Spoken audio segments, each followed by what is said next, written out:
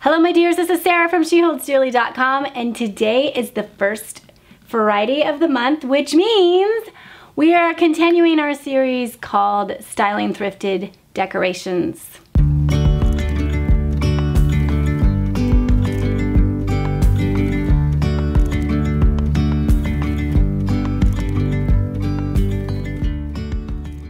So this month was good, and I, of course, am into garage sale season. There's a few factors that I need to potentially caveat about where everything came from. It didn't all come from the thrift store, but I'm excited to show you what I have, and I do need a little bit of your advice today.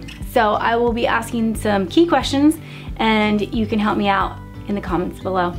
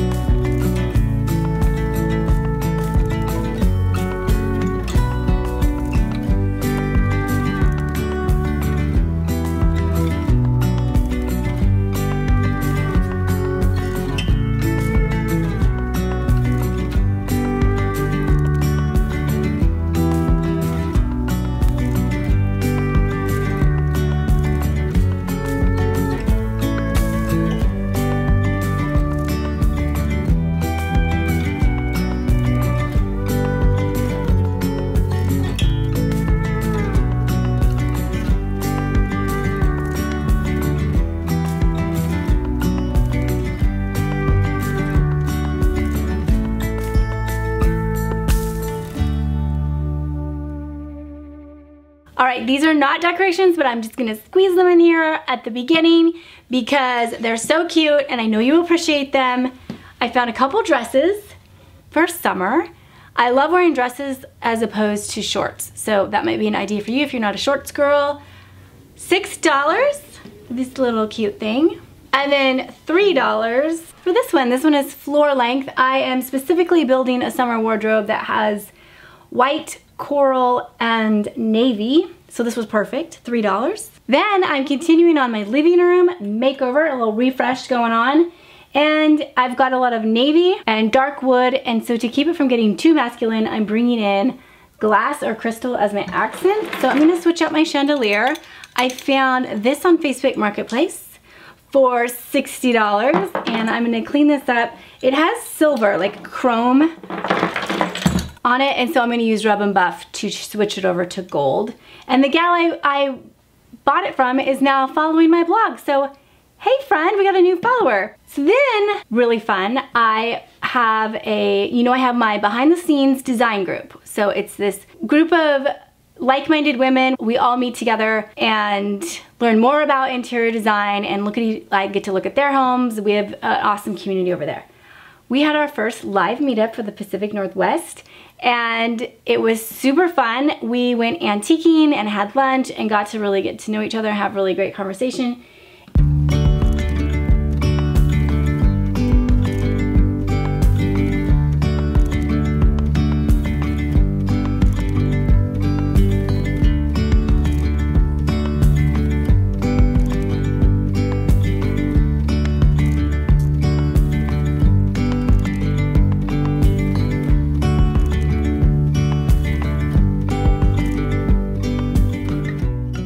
And on that trip, I found this basket. I was really drawn to the weave in it. It feels really beautiful, actually like a bracelet or something. And then it's built really well. It's on a wire frame. I think I'm gonna put this on the porch for rollerblades for my son, and I paid $12 for this. I also recommend buying geometrically shaped baskets if they're for true storage and not just decoration. Round ones are good like in a corner, but they do take up more space.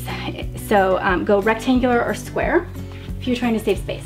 Okay, then I got this amazing glass jar, and I don't even know what I'm gonna do with it, but that's another tip. Grab containers that you love and you will figure out what you're gonna do with them. It has beautiful detailing on it. I believe I need to research this. Before this video is finished, I will have an answer for you, but it's got this beautiful embossing on it. It says Aberdeen Heather, and it's from the Scarborough and Company. I think that it was filled with dried heather, and like you could scoop it out like in a store or something and make your own sachets. Love it. I also found more of these beautiful plates. I've kind of started a collection. Remember last month, I found a plate that had an etching of a beautiful church. I love the architecture of churches. So I got 2 more, and now it's officially a collection. The last thing I found when we were antiquing was this piece, and I've had my eye on a globe that's discontinued from World Market. It's about this size, and I don't like this basket part, but the stand is beautiful. It's real marble, and then it's like a brass finish. And this is supposed to kind of be a globe, I guess, but of course it doesn't look like one. And I have it in my head that somehow I'm gonna be able to make that. So any ideas from you about where to find a glass sphere that has 2 little holes in it? I can reassemble this thing. I know that I could get a stencil and using etching cream and make a globe. I thought it would be really beautiful in my husband's office area. And then I also did run by Value Village, or it's called Savers in other parts of the country, like more east. It's called Savers, and I found 3 things I also could use your help with. I found some Laura Ashley wallpaper, which I just couldn't pass up. It was $4.99. And I mean, it's just a simple white and lovely cream stripe. And I'm thinking I may wallpaper my craft area. I have a walk-in closet for my kind of crafty stuff. I'm thinking I might do that. Then I do struggle with wall space in this house because I think there's 35 windows or 37 windows or something ridiculous. It's awesome, but I just don't have a lot of wall space for artwork. So my thought is I found 2 big pieces, and I love them. They're very interesting. This is $5. It's a bulletin board, very well made. And I could recover it in a different piece of fabric or something, but I thought at the very least I would use this as a background for videos. So we'll see what I can come up with just to change up my backgrounds a little bit, give me more variety. And lastly, and I'm actually most excited about this, and kind of don't know exactly what I'm gonna do, but I'm gonna figure it out. You guys can help me too. I found this screen. It is a divider. I paid $6 for it. And it's some type of an Asian painting, but I like the back of it. The wooden frame has really pretty metal detailing too that I love, but look at the back. It looks like a really sweet stencil, like a vintage wallpaper. And I thought, maybe I could use this for background and video too. But I loved it, and I thought for $6, I'm gonna try it. So the first thing I tackled were the plates. I decided that I didn't like the wire hangers, that they tend to, I don't know, they get kind of rusty and I don't like looking at them. So I took those off their moy. And then I decided I was gonna put them on the bookshelf in our fireside room. Now, when you are going to stand up plates on shelves that don't have that little crevice on the shelf for the plate to sit in, what I recommend is to use poster putty. Just a little dollop, maybe like the size of a pea or something, and put it on the little lip that sticks out on the back, and then stand that up. And if it sticks to your wall, just take a little Goo Gone or something and you can get that off. So that will keep your plates from falling down, and you won't have to think about that.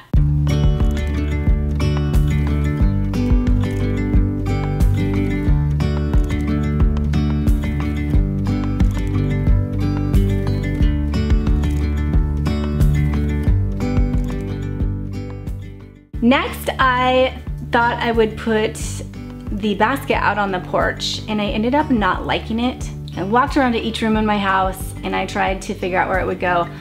I share these things with you because I want you to know that designing your house is a process, and I don't want you to think that you're the only one who struggles. We're all struggling with this, and we just don't quit. That's the only difference between people who get it done and don't get it done. So I ended up deciding that it would look really good in my daughter's room. For her birthday, she asked that I redo her room, and so I'm working on that, and I'm gonna share it with you as soon as I can. We're waiting on a rug and some wallpaper, but here's a sneak peek at the before, and I was delighted to see that the basket fit exactly on the bottom of her little shelf. So that's where it's gonna go. You're gonna see that come around again. For the chandelier, I told you I wanted to change the chrome. Some of it was just cheap plastic, which, spoiler alert, doesn't take rub and buff. So I tried rub and buff on it, and it wasn't sticking. Like, it should immediately stick on the right material. So I ended up thinking, well, I'll just paint it black and then put rub and buff on that, but I was like, that wasn't working either. And at that point I thought, well, I have to take it apart anyway. I'm just gonna spray paint it gold. And I did that, and that worked pretty well.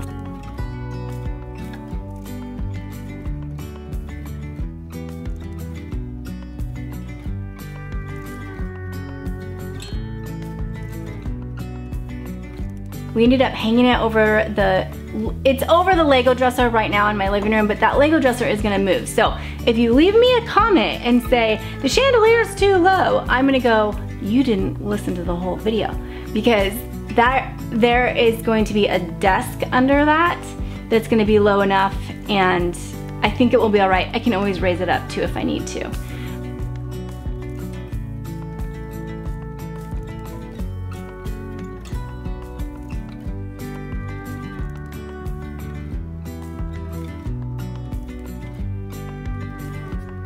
Then I decided I would start the wallpaper, and I went into what I call my craft closet. It's this walk-in closet upstairs, and it has a little window in it, and it's cute. But I had decluttered it as part of one of the assignments in my design group that I lead, and I never got the walls the way I wanted to. We did paint them, and then I put these like big white flowers on them that looked, I don't know, it wasn't what I was going for.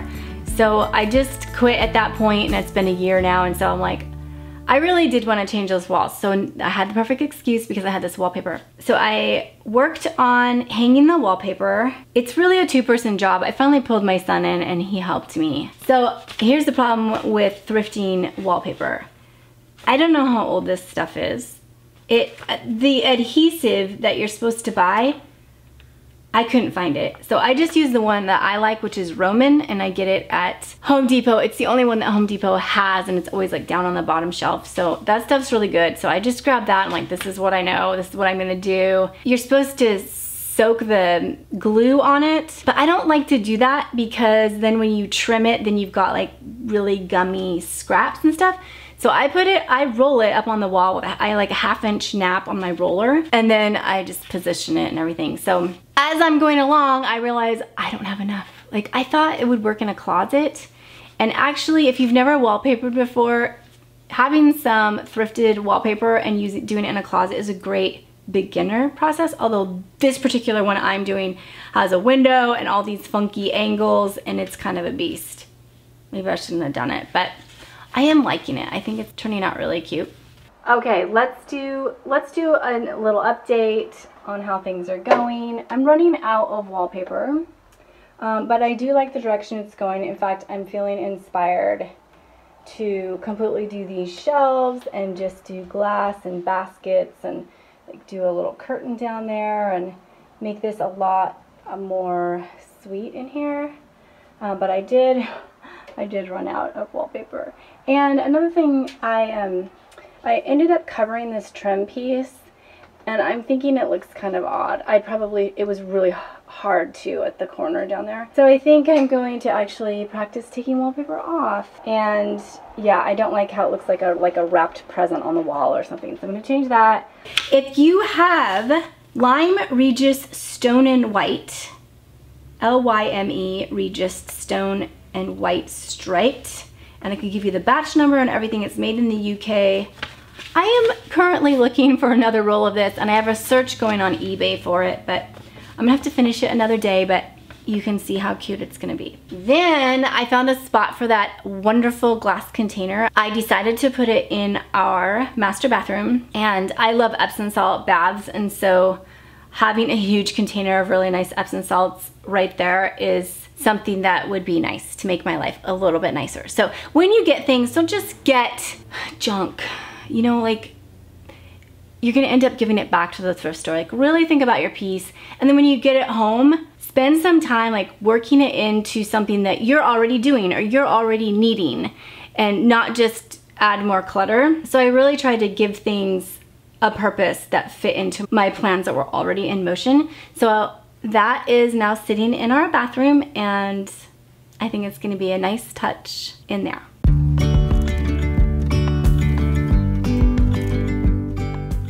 I researched Scarborough and Company, I hope I said that right, and it looks like their trademark isn't even in effect anymore. So it's something that was older. I like vaguely remember seeing this as a kid. Like, my mom would buy this Scarborough and Company soap. It's really beautiful, fancy soap. So anyway, if you're intrigued, it is on eBay, of course. You could get some. Kind of made me think of Crabtree and Evelyn, which is another soap brand that I have always loved.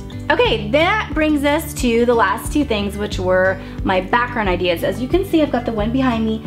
This, I probably could make it cuter, but right now I've got it propped up on my piano, and it's like instant background when I need to film.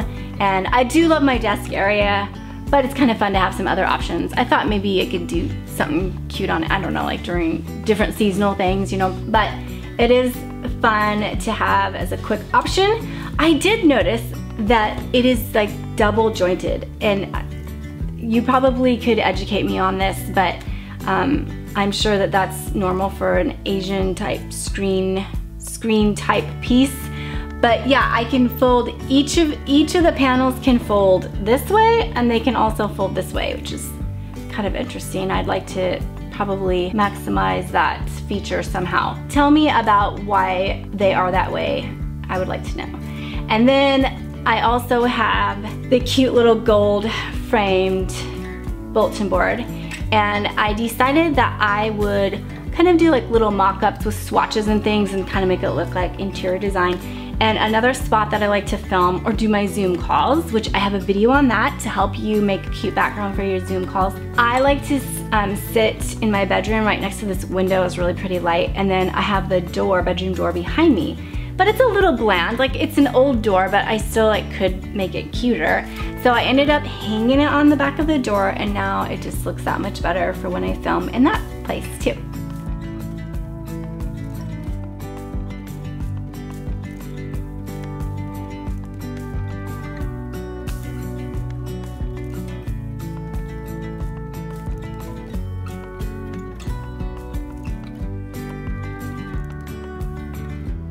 So if you're interested in joining my design group, I'm gonna put a link below. It is called Behind the Scenes, and we will be accepting new members in the fall, so there's a wait list. So that was a really fun video to do for you guys. Thanks so much for watching, and if you gained any new knowledge, be sure to give it a thumbs up, subscribe if you haven't already, and I will see you next week.